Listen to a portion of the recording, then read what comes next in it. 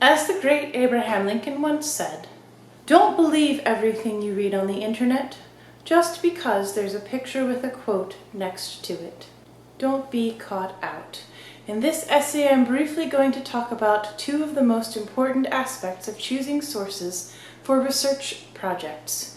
In particular, as you look for sources for your rhetorical analysis essay, I hope that you'll think about the reliability of your sources. Are they authoritative? Are they accurate?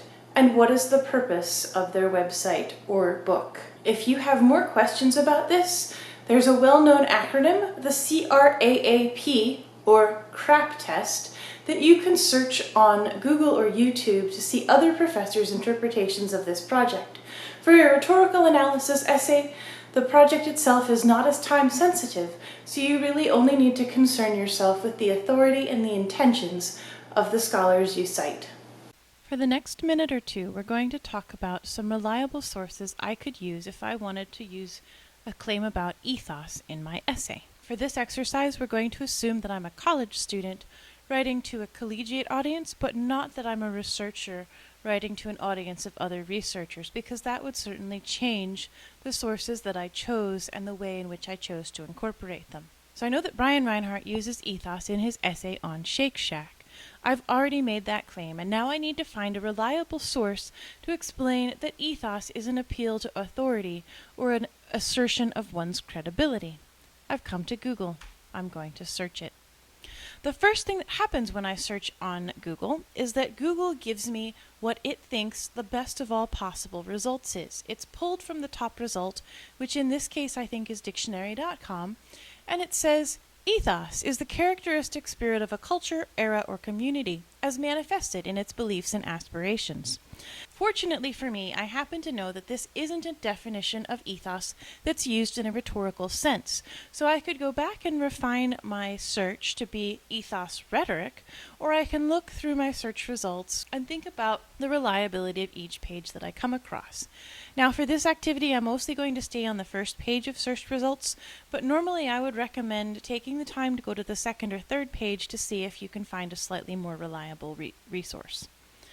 Right here, we have Wikipedia. A lot of your teachers will tell you that you should never use Wikipedia, and in some senses that's a little bit accurate. The biggest weakness of Wikipedia is that you don't really know who has made any particular claim anywhere on the page.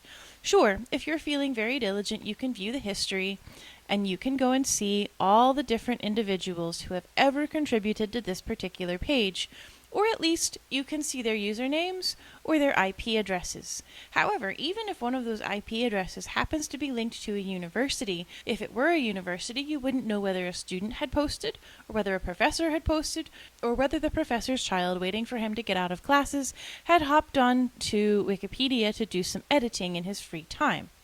However, one thing I will tell you about Wikipedia is that it sometimes has good resources at the bottom. It might not be a source that you want to cite in a paper for me, but it's certainly a source that you can use to find other sources, especially if you're having trouble with a topic.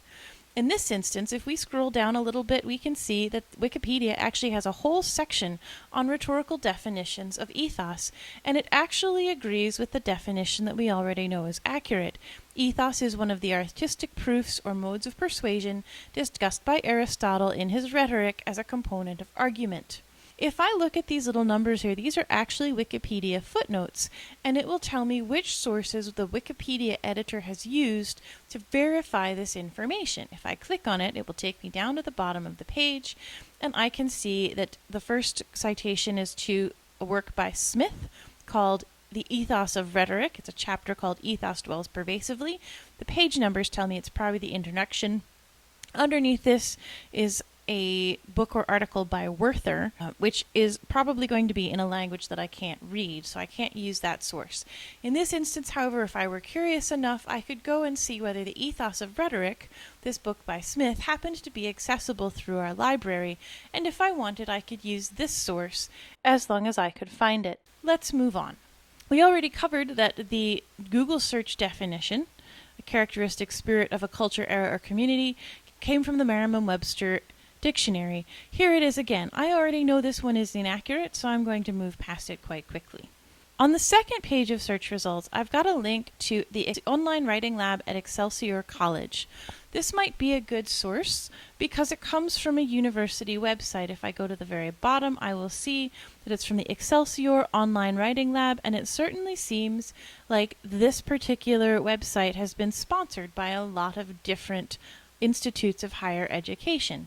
And I know that it's affiliated with Excelsior College. It does seem to be a lot of what I assume is accurate with ethos, but I don't really know who to cite or how I would cite. The best thing about this website is that because it's based on a writing lab, I can assume that a tutor, either a student tutor or a faculty tutor at the writing lab, probably did some research in order to produce the information that's on this website. However, this is still going to be tricky to cite, and it might be tailored towards a particular class. Here's the website that I recommended to you. Now for this essay, this would be a great website to use, if only because it already comes recommended from your instructor. However, let's talk a little bit about why the Silva Rhetorica might be a reliable source. In the first place, it has an element of authority. We already know that it's sponsored by Brigham Young University, and there's a link right here to Gideon Burton. If I click this, which I won't do, I can actually email him, which I don't want to do, but if I search for him on Google, I can find his faculty page at Brigham Young. What I learn about Gideon Burton from his faculty page is that he's an assistant professor, which means he's fairly well respected and he's been a teacher for quite some time.